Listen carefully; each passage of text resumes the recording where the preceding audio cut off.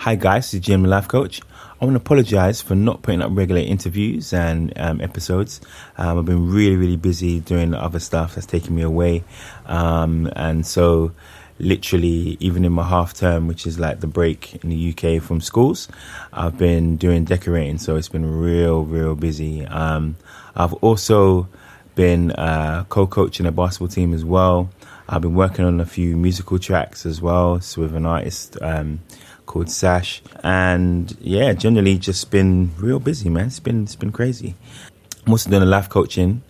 You can check me out on Fiverr, which is Fiverr, and that's an app that you can get on your Android phone. I believe it's even on your iPhones as well. And so you can get that, and you can basically get my services. Yeah, life coaching. We do. Also, if you want to support the show, you can support the show by going to patreon.com/gmthelifecoach. And that's Patreon, Patreon. Okay, that's patreon.com. And you can support the show on there. And there's loyalty stuff on there as well. Support the show and let's see what we can do with this and build it. I want to thank for everybody who's listening around the world. Thank you so much. New or old, thank you. I hope you're appreciating the thank yous wherever you are. So anyway, I'm back on it.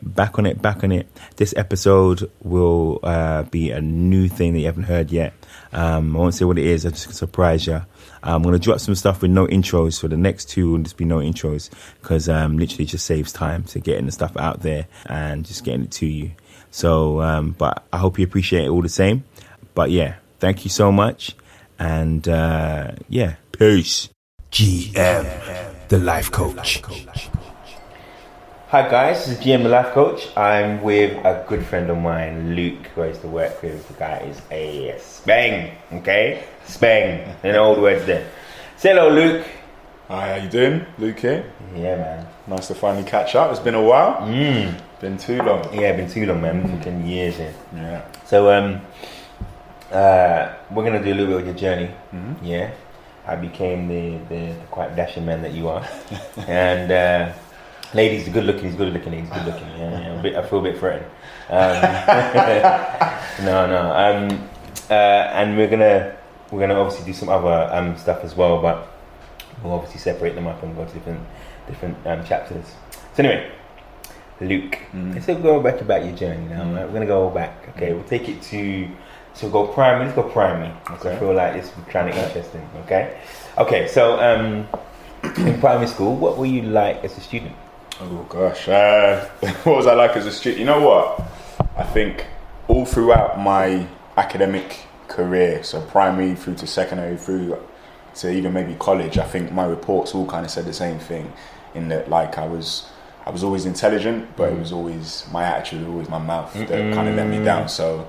I think in primary specifically, I think I was quite a boisterous kid, I was quite a boisterous kid. I used to have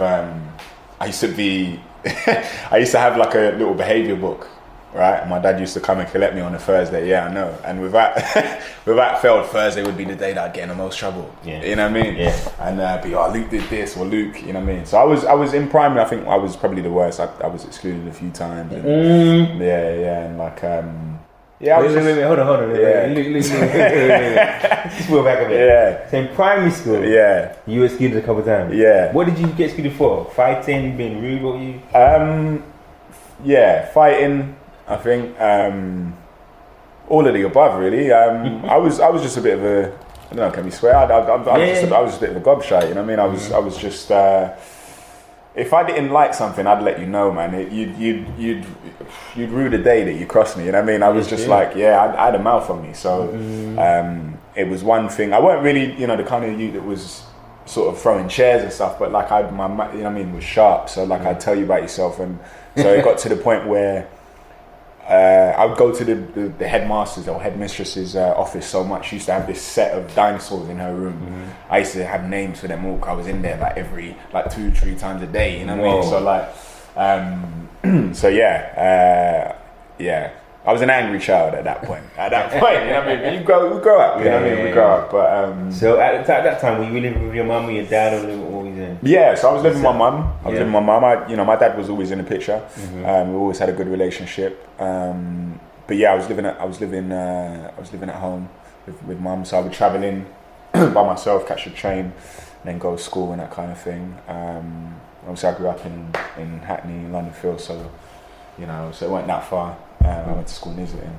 So it was an interesting mix, interesting demographic of kind of pupils and stuff. So so it was interesting.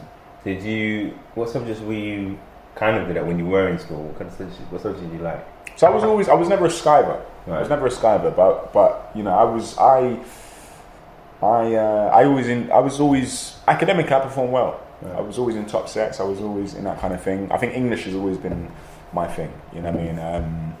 Always been my thing. I've always, from a young age, I was quite. I don't know if people remember them Peter and Jane books. Peter and Jane. So I used to be forced to read them. You understand what I mean? And like I used to have one of them little VTech computers. So like reading and developing that vocabulary and being well spoken, well written. Having that being articulate as a young black man coming up was always quite pivotal. When I was growing up. So who pushed that?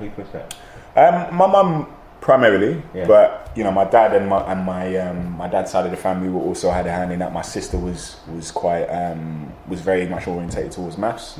So I remember, as for punishment, being sat down and made to learn my 12 times tables. I hated it. You know what I mean? So I suppose the academic.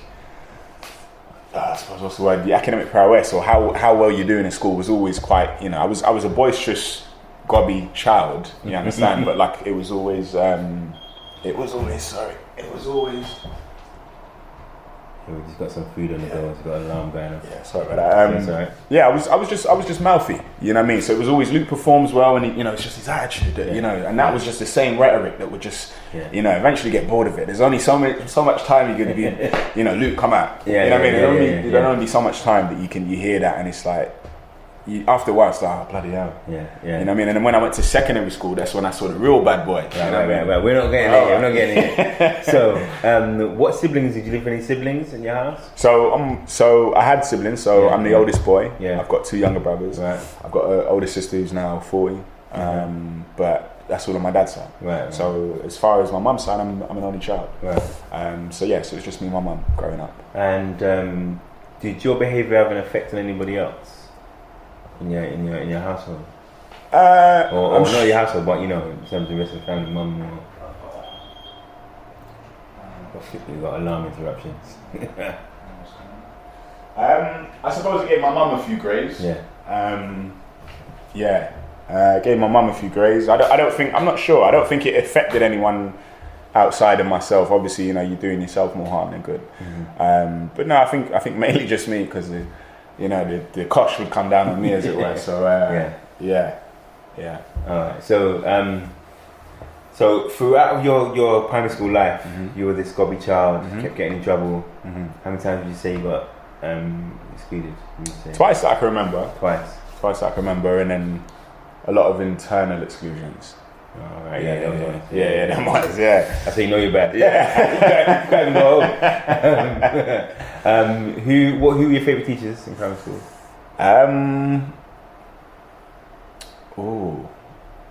I used to have this teacher called Mr. Danahue, right? And he was that authoritarian.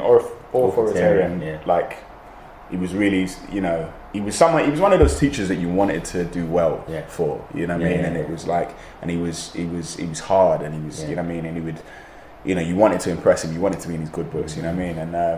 And then, but there were other teachers. I suppose you kind of get different bits from different people. I had a few different ones. I'm sure, I ran into one maybe 5 or so years ago, and it's interesting to see the impression that you made then, and then you meet them some years ago and see, oh well, you're different. Obviously you've grown up, and you're not such a little shit anymore. So I had a few. I think teachers that I learned from. You know what I mean? That didn't give up on you.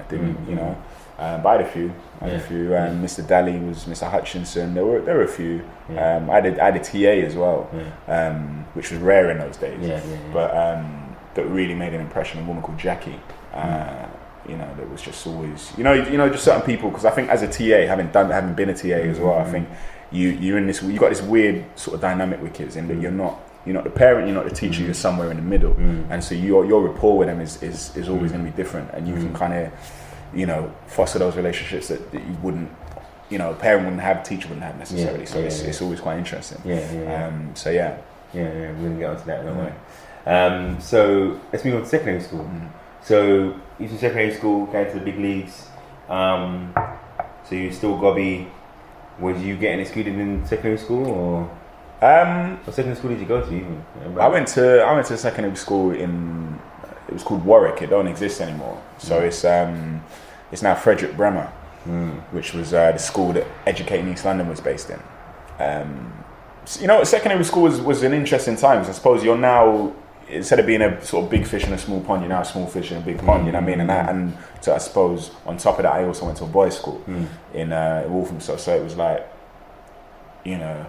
not saying it, it's just like you puff out your chest, feel say you're bad, and then you come into secondary school and you realise actually you're not so bad, and then you've got all these older boys that, you know what I mean? So I think, there were little teething problems in year 7, like I was, but then I realised I'd then come to be around boys that had real problems, you know what I mean? Like real problems, like whether they're from difficult backgrounds, whether whatever's going at home, these youths that are flinging the chairs and are like, you know what I mean? Like I was always, redeemable is not the word, but like it would always get to a certain point. Like it would never really cross that. I'm not there flinging chairs at you, you know what I mean? So it's like, it got to the point where I was just like, what's the, you know what I mean? I'm wasting my time. There's only so many times you go to school to kind of accomplish something, to get your qualifications, to do what you need to do to kind of progress to that next step. And there's only so many times you can be sent out and all those kind of things before it's like, what's again? Like really? Oh, come on, miss. You know what I mean? Like you know what I mean? So I suppose